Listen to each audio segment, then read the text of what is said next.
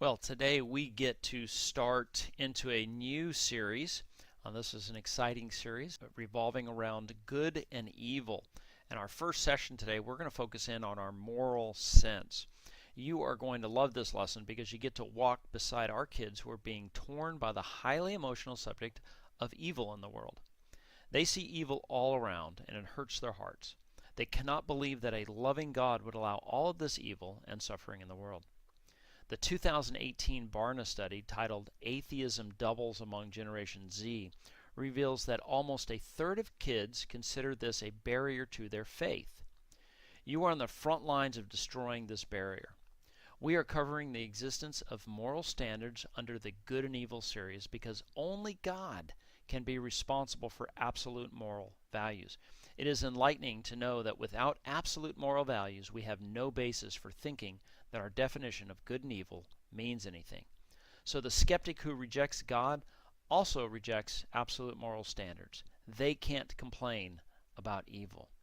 Welcome to Tested is Trained, where our goal is to present Scripture and the evidence for Christianity in a way that destroys arguments and pretensions of every kind that sets itself up against the knowledge of God in order to keep our kids in the faith. The purpose of this video is to guide your preparation for this lesson.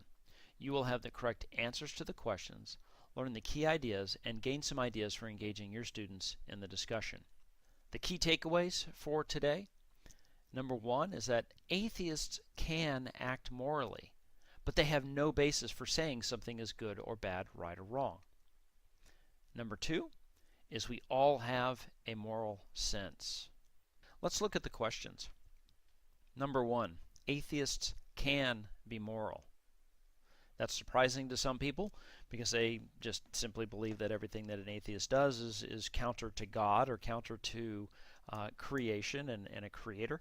Well, the fact is that because they do have this moral sense that maybe they don't accept that it was given by God, it is. They can be moral. They can be very nice, kind, moral people. Question number two. Morals are our sense of right and wrong. Simply put, that's true. Number three, our position on things that we consider right or wrong are really just opinions if there is no outside source for morals. That's true. Number four, if there's an outside source for morals, then some things are truly right or wrong no matter who you are. True. And number five, evolution can easily explain the development of our moral sense. False.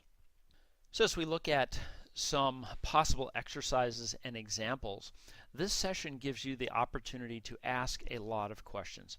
Help the kids recognize their own moral sense and then start digging into why that sense has any value to anyone else. Why should someone believe that their sense is accurate as opposed to a Hindu or a Muslim or an atheist? Why can't we all be right? You want to make the kids a bit uncomfortable. Get the kids to a point where they are ready to hear that only in the case of a creator God can our moral sense be anything more than an opinion. Talk about the rules, quote unquote, the laws that you have in your class. Are they the same as the class next door? Probably close, but they're not the same because you don't have authority over the class next door. Now expand the example to the laws of the country. Explain how everyone who is a citizen of the U.S. is subject to the authority of those laws. Now, present how we are each subject to the authority of the Creator of the universe and how, according to Romans 2:15, they show that the requirements of the law are written on their hearts, their consciences also bearing witness, and their thoughts sometimes accusing them and at other times even defending them. Come up with your own ways to engage with the students. Remember to use current events or relate things that are happening in your community or in the lives of your kids to make these lessons real. Ask a bunch of questions. The next session is going to cover an extension of this session by focusing in on absolute moral values. Each individual wants to believe that their moral sense actually means something. This next lesson will build upon this session by making it personal and strengthening the kids' belief that our moral sense means nothing without God. Respect your kids' intellect, test their knowledge of Scripture and the evidence that supports the claims of Scripture, and you are training them to impact the world for Christ. I speak and train extensively on the topic of properly training our youth, and I'm happy to consider engaging with your organization too. Please send an email to me at b@bracebarber.com if you have any requests, questions, comments, critiques, or ideas. Have a blessed day.